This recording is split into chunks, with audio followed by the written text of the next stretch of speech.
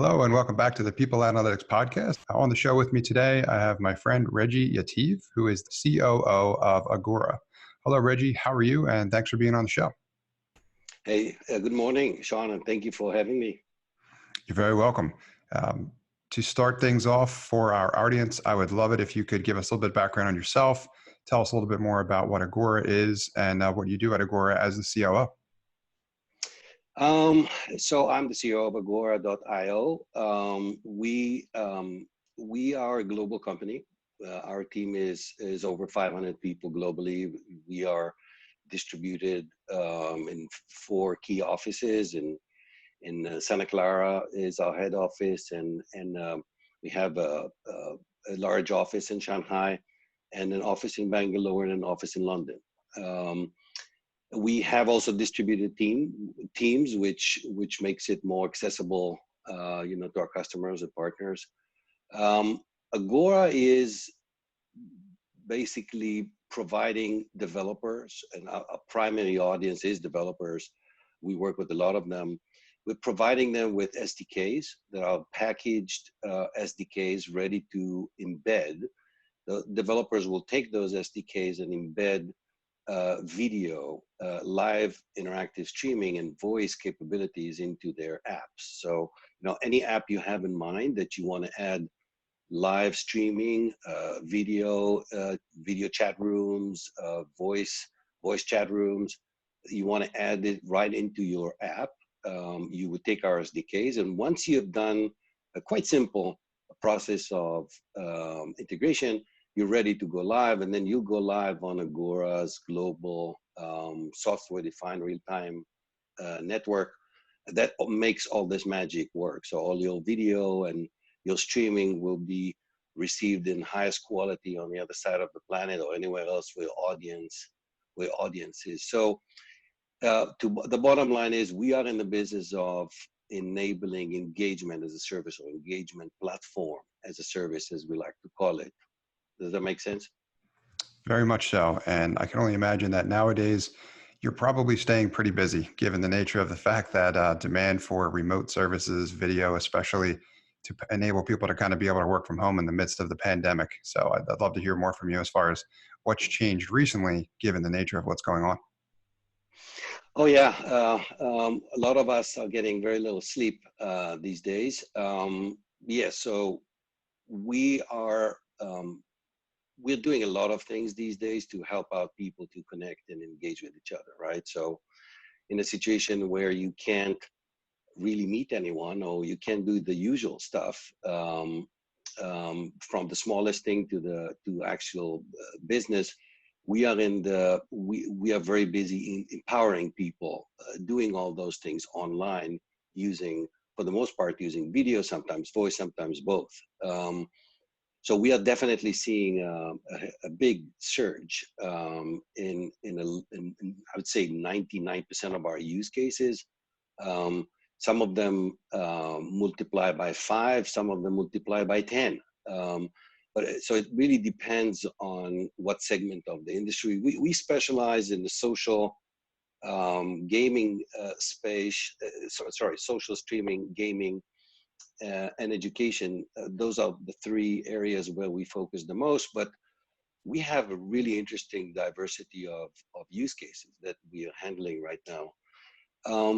To respond to that, Sean, what we've done is basically, first of all, we have a plan that is designed simply to help people. So we launched a special plan that helps a lot of education institutions around the globe to help people continue to learn and study. And we've done a lot of those projects and we are basically giving away a lot of volume and a lot of help to those people. The same with not-for-profit organizations that really need help those days, and we really reached out and helped. On the more, on the business side, as you mentioned, yes, we are seeing a big surge. We have diversified use cases that are basically wanting to go live, anything from significant changes, for example, in the dating world. So one of our most dominant segments in the market is the dating market. and they had to implement very quick changes in terms of how their dating service is being provided online. Going into gaming, a lot of the gaming, a lot of the games out there implemented video inside the game, so people could see each other and play together. So there's a lot of people talk a lot about alone together. So we are really trying to help people to be together, and while they are alone at home, still keep being together with their teams, with their playmates, with their wherever you want to connect with. Those are some really interesting use cases. I have about a million questions for all of those, but I'm going to stick to what we decided to talk about on today's show. And that was, right, in the midst of a dramatic increase in demand for your products or services that you offer, and Agora, especially right now, as you mentioned, right, probably not a whole lot of time to sleep going around with the increase in demand given the nature of the most recent changes. But right, change can happen in a couple of different for a couple of different ways. It can be, positive change. It can be, you can add it and introduce additional challenges as well too. And in this case, with a significant increase in demand, what we talked about was how do you stay true to, right? You want to capitalize on the opportunity whenever possible, right? You want to continue to help customers with whatever it is that they need. But at the same time, you don't want to get away from what the long-term goals you had for your product and or your business, especially given the nature of how quickly this changed, right? It changed dramatically in a short period of time, and there's a lot of ambiguity right now is understanding how it's going to change moving forward.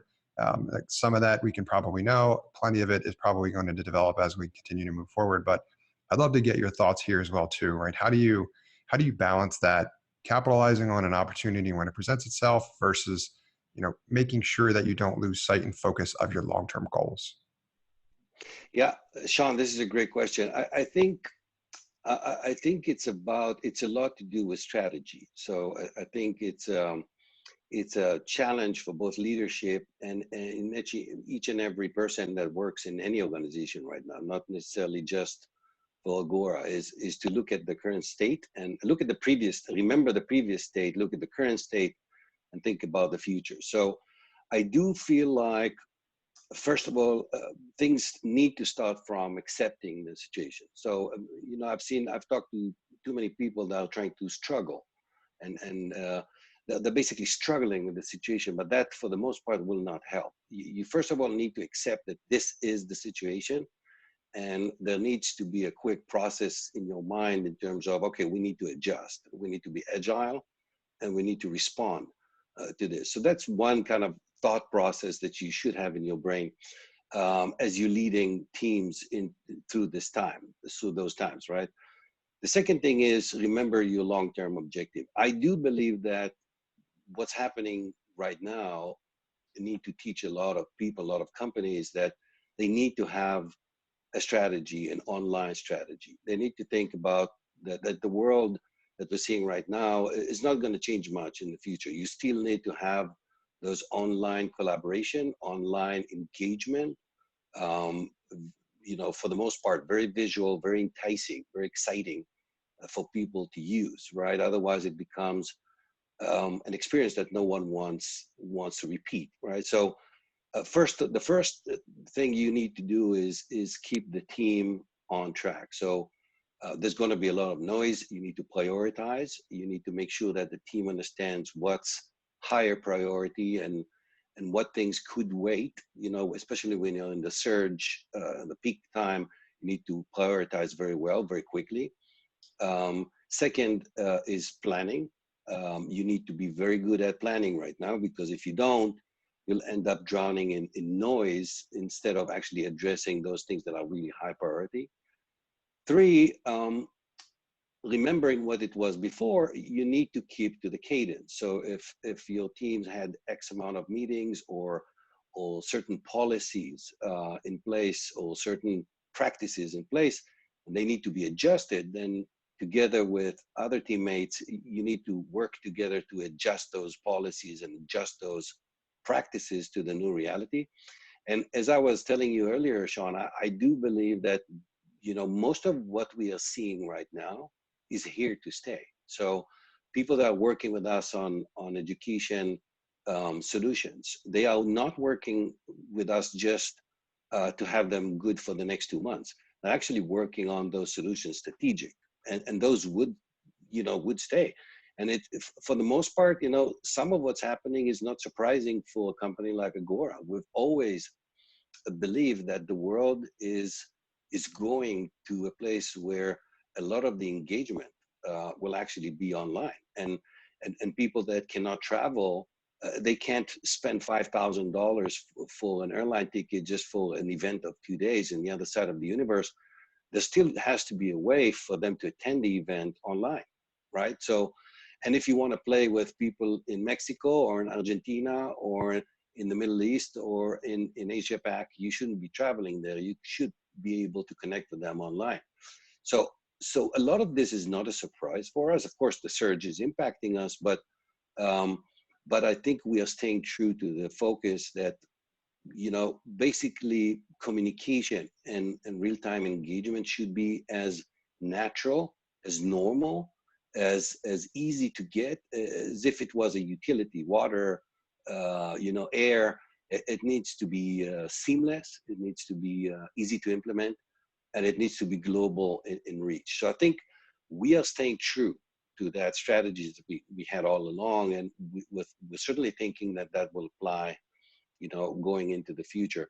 Maybe finally, when you're dealing with business growth, at some point you're going to deal with recruitment, um, and I think that cultivating talent, making sure that growth plans stay on track, even if it's virtual, interviewing people virtually, introducing them to the team virtually, all of those things require, some adjustment in the team, and I really recommend leaders to think about it that way. Sit down and kind of look at everything that you're doing, and make those quick adjustments so you can just continue in the most natural way. I hope that makes sense. It does very much so. And I'm glad that you had focused a lot on team because that's a big part of what we talk about on this show. Right? It's all things people and data, right? And in dealing with such a dramatic change in a short period of time, like you said, there's definitely going to need to be an adjustment period. But you want to put yourself in the right mindset because I think, like you said, we could be dealing with some version of, right, quote, the new normal. So the sooner we come to terms with that, likely the better. Then we can evaluate the strategies that we've used before to ensure that they're still effective, still driving us towards what we hopefully still have in sight, which is that long-term goal. We don't want to necessarily deviate from that unless the strategic plan calls for that, right? But do that in an appropriate fashion. But the things that you mentioned with regard to team, or where I kind of wanted to go next, is I'd love to hear more from you as far as what you're doing at Agora with your team to help ensure that they can continue to be productive and successful, given the nature of the changes, right, and the limitations. Like you said, the gone at least for now temporarily are those abilities to do some of the things that we probably did previously in person. So now, I can hardly think of a better resource given the nature of the core value proposition of what Agora is. But I'd love to hear more from you as far as what you guys are doing to ensure that your team can continue to be successful given the nature of these changes. And that perhaps we'll talk a little bit more about what advice you'd have for other organizations looking to deal with the same challenges in the best way possible. So from a team perspective, I think I mentioned that earlier. In some ways, keeping on track with how you organize the team and how you work with the team, translating that from what you used to do, so-called do in the office, translating that online. And for that, of course, you need online tools of many types of them. And I'm sure many organizations have some of them, but you need to take this now to the next level. So people need to fully understand how to work with those online collaboration tools. If you take workplace collaboration, even workplace collaboration, like education use cases, for example, they all need screen sharing, whiteboarding, so you can adopt a lot of those tools that, document sharing, and of course, a lot of video. When you are in front of your team constantly and checking in on them and using all of those collaboration tools, a lot of the lot of the fears or a lot of the insecurity with some team members that are not used to do that, goes away. The second thing I would mention is touch points. Just like you make sure you touch point with your customers and partners and the same, within the team, you need to have enough touch points with the team. If you lead a team or if you have a big team, you need to make sure those touch points are even more frequent when it's virtual. So having set times where teams meet, not necessarily just to work, but sometimes just to huddle. So for example, in Agora, we have huddle rooms where people just go in for a certain period of time and just huddle and ask questions and talk about the day passing or the day tomorrow and things that are hard or easy or funny and those huddle rooms, I think make us more successful. People have a place to say what they want to say and share experiences, just like you would in the office. The third, I'd say the third element kind of related to that is basically making sure that all those frameworks for work that you had before would stay consistent, and even more so, you would go more in depth. So whereas if you could have in a one face-to-face communication could be brief, like in 1 second you could finish a meeting of 15 minutes. When you do it on the phone or visually, you need to spend more time understanding the details. You need to allow more time for people to share. And you also need to consider that people, when they're staying at home, for example, they have a lot of, let me call it background noise. So you need to reconcile and work with that to make sure you keep the environment as you want it to be, but you make sure you don't stress people out too much and you let people have their space even when they're at home, right? So the assumption that when people are at home, they have plenty of space, it's actually really not true. People get stressed out at home sometimes more than they would in the office.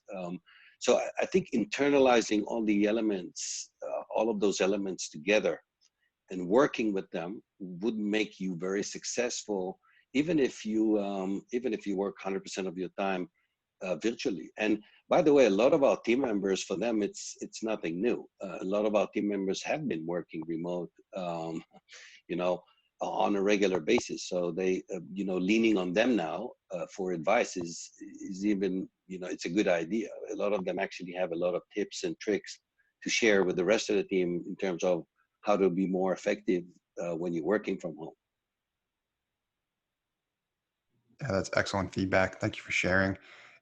What especially hits home for me was that you mentioned that there's probably a misconception that we think that people in working from home, it's going to be a relatively easy transition for them, whereas it may have been for us or for anyone that is comfortable doing it before the dramatic changes. But for a lot of people, there can be significantly way more distractions when trying to work from home, right? Maybe dealing with like family is also home, those that have kids at home, those that have pets at home. I've been on, I don't know how many conference calls or Zoom calls at this point where, everyone's making an entrance. And I can see how challenging that could be to kind of remain focused and as they Yeah. adjust. So I think your points there to like give people the leeway to make sure that they have the tools that they need to be prepared to do it as best as possible, but understanding that everyone's in a form of transition right now. And for those of us, some of us, it might take a little bit longer than others. I think that's important. And then lastly, you'd mentioned having additional touch points. I think that's really important as well too, is because some of the challenge, of course, is that those that did have much more interaction previously, now when they're virtual, like despite the fact that we can, be in this ever connected world, it can feel relatively lonely more so than ever now. Especially for those that don't have, a significantly active like home life or a ton of other people sharing their space with them. So I also really like the idea of having additional touch points. So thank you for mentioning that as well too. Um, Yeah, I think, Sean, at the end of the day, treating this as a experience of each one is experiencing it a little different as individual, but as an organization, I think all this, could be summarized as you need a strategy. You need to design a virtual strategy of how you actually manage a team virtually. Some people don't spend enough time thinking about that. It's not something that would just naturally happen. You need to work with the team to drive it, right? So I think that's a key, at least from my experience. I mean, none of us had a lot of experience driving teams through a plague, right? Or an epidemic like this, but I think you're learning that through crisis management or situational management. I think that's a lesson that will be with us for a while, right? We learned a lot. Absolutely. Yeah. And key point, reinforcing the strategy too. That's critical. Absolutely agreed. Well, thank you a ton for being here, Reggie, and sharing your information and knowledge with myself and our audience. I have two questions for you before I let you go. The first one is, what resources would you share with our audience? Well, my favorite resource is actually other people. I always talk to a lot of people and collect opinions. But if I have to point out to something that I find very interesting is a book by Stephen Covey. It's called basically The 7 Habits of Highly Effective People. I really like that book because it is basically talking about how you could be more effective.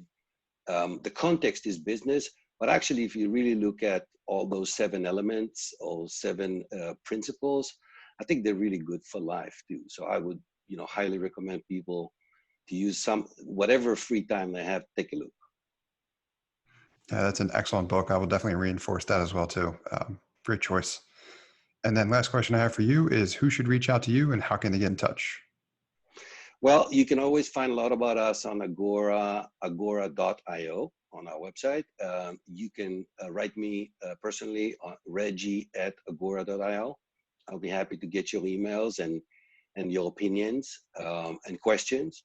And at the end of the day, I think a lot of people are talking about alone together. I think at the end of the day, we are all in this together. We're working with each other, whether you are a colleague or a partner or a customer, or it doesn't matter. We have to keep doing this, and I do feel like a lot of what we're doing right now is going to impact our future. I think, Sean, you said something earlier like the new normal. I think for us it's more of a continuity. It's a motion that has been there and will continue to evolve. The world is transitioning with a lot of the experiences online, and we're happy to work with everyone on making those use cases and experiences happen. Yeah, I'd say Agora is very well positioned to help the world do that. So excellent point. And thank you for being here and sharing your knowledge with myself and our audience, Reggie. So thank you, Sean. Thank you for having me. Thanks for listening to this episode of the People Analytics Podcast powered by StaffGeek. If you or anyone you know is a leader in human resources or talent acquisition and would be interested in being a guest on our show, please reach out to me at Sean@staffgeek.com. That's Sean, SEAN, at StaffGeek, StaffGeek.com. We would love to share your valuable knowledge with our audience. At this point, we'd like to take a moment to thank the sponsor of our show, StaffGeek. StaffGeek helps companies hire smarter by increasing retention and combating turnover, all while reducing time to hire. They do this by creating a customized behavioral assessment around your company's unique culture. Armed with your Fit Tech assessment, you're able to evaluate which candidates are the right fit for your company's culture. Start hiring smarter today with StaffGeek. If you'd like to learn more, reach out to StaffGeek at hello@staffgeek.com or visit them on the web at staffgeek.com.